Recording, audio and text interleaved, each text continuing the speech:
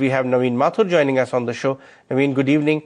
How are you reading the latest commentary and the big up moves crude is making in the last couple of days? Good evening, Ajay. Actually, the crude has been pretty volatile over the last few years, if you see. Volatile in the terms of the bearish trend. It is continuously falling down.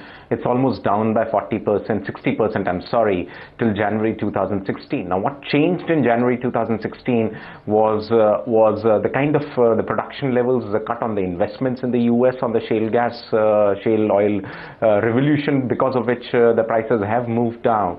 The non-OPEC members continue to pull up the production, and therefore the prices were 60% down from the highs of $114 in mid of 2014. Now, where we are standing today, we are up from $23, $24 levels start of this year in January, and we are around $45 today. Now, the non-OPEC, the statement which has come up, the production levels on the non-OPEC will go high as a generation levels high. That's something which has pulled up the prices today, 3.5% on the international markets, and we have seen around 1% gains coming out on the MCX contract, the futures contract.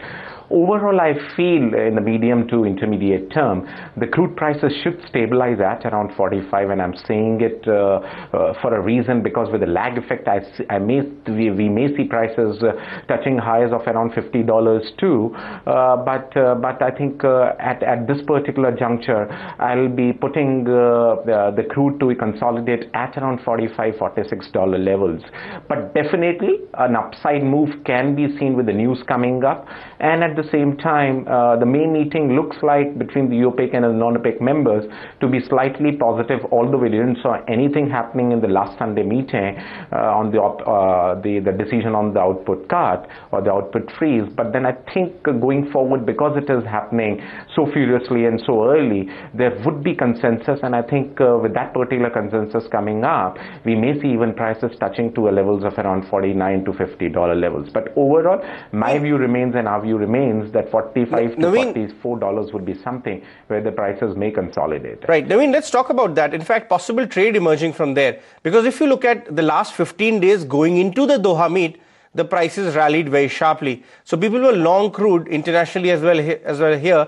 Going into the meet, nothing came through. So the prices actually fell 8-9%, but that dip was bought. In fact, last 3 days, every sharp dip in crude is being bought on some commentary or the other.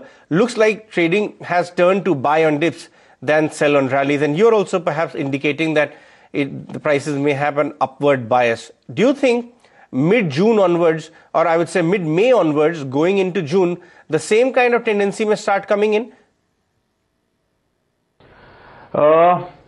I think, Ajay, actually, if you see, yes, definitely the short positions have been covered up. We are seeing rallies or buying happening at the depths, because I think people have seen the lows on the crude. See, whatever the news we have seen over the last 2 years have already been discounted into the prices. We have the shale gas, we have the oil from the non-OPEC. We also have the news now of Iran going back to the production levels before the sanctions. So all that news somehow from the last few years, particularly last 1 year, 1.5 years, and even Iran news in January has largely been discounted in. Means we know that Iran will go in for a pre-sanction kind of levels of output. They are already doing it 3 million barrels a day. So overall, what our understanding is that with that particular discounted news already being there, the prices have to actually consolidate at these levels. And as I said earlier too in your shows, that with the lag effect, the prices, particularly the rigs in the US, the investment, the capex investments, we have seen headlines of cutting down investments across board in the US. So I think with that particular effect coming in, we may see prices moving upside, and that's what the realization is seeping in. The other part which we really need to understand, Ajay, is the dollar or the currency effect too. The prices have moved upside because the dollar is weakening. There are expectations that the Fed may not be that aggressive, although they were talking about a gradual increment in the Fed interest rate, but they won't be that aggressive of doing 3 or 4 hikes in 2016, which people were expecting at the start of the year because of the concerns in economy, the world economy and all. all, the future markets are today anticipating that there may be one hike or maximum to maximum two interest rate hikes in the US. So with that, the kind of the dovish statement or the dovish view from the Fed coming in, the dollar also took a slide. We saw the dollar weakness happening over a couple of last weeks. So that also resulted positive for the dollar denominated commodity, and crude being the dollar denominated commodity has moved because of the currency effect too. So overall, I think the fundamentals have stabilized. It's just looking for news in the crude, but overall, I think the fundamentals have stabilized. They have been discounted, and I think therefore the markets should be at around $44-45 to rest upon. Naveen, in fact, there is also a word by most of the strategists on the street that Doha meet or even beyond it, there's a genuine adjustment which is already happening in the non-OPEC side, and that is supporting crude prices a whole lot. But let's shift focus and talk about precious metals. Silver clearly is the talk of the hour right now. Almost a fresh 11-month high in today's session, 4.5%. Even MCX prices are going strong. In fact, have been outperforming gold past 2-3 days. Perhaps got to do with the industrial usage of it. In fact, when we started the show, it was higher by 800 rupees. Right now, silver MCX is higher by 1250 rupees. What are your thoughts on silver? And do you think gold will play catch up now? Yes. Ajay, silver has always been a very volatile commodity, and I'm always saying about it that it's a very dynamic commodity. It is definitely a very, very volatile commodity. It takes industrial metal effect. It also takes the precious metal effect. Now, what has happened in silver is, fortunately, both the precious metal, particularly gold, has moved up, and also the base metals to an extent over the period of time. In the last 1 month or 2 months' time, we have seen even the copper prices or the base metal prices moving out from the bottom territory.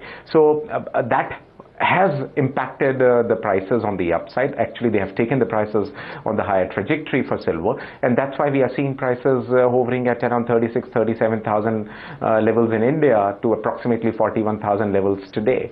The other effect again is the currency factor, and the weakness in the dollar has impacted prices on the upside for the silver too, and that is also one of the reasons of one of the major reasons, I should say, in the case of silver to behave actually to lead the prices, to let the prices of silver on the higher side. So I think overall sentiments have changed, and I think people have started realizing that the commodities have made a downside in the last 2 years. These are the bottom levels, and somehow the prices should move up. Even if you see the CFTC report of late, the last few reports, the long positions have started building up rather than the short positions. So the weightage has come up on the long side, and hence we are seeing the prices of precious metals too favoring the bulls in the market. So I think overall trend remains positive. If you're looking forward for an intraday trade, one can take the positions at around 40,500 levels or so on the MCX, with a stop loss of around 40,000 and targets on the upside at around 41,600 to 41,700 levels. Right. Naveen, what are your trading strategy as far as base metals go? Because data seem to be very positive. At least the imports in China, the copper imports have rebound once again, which is kind of supporting copper. Absolutely, Ajay.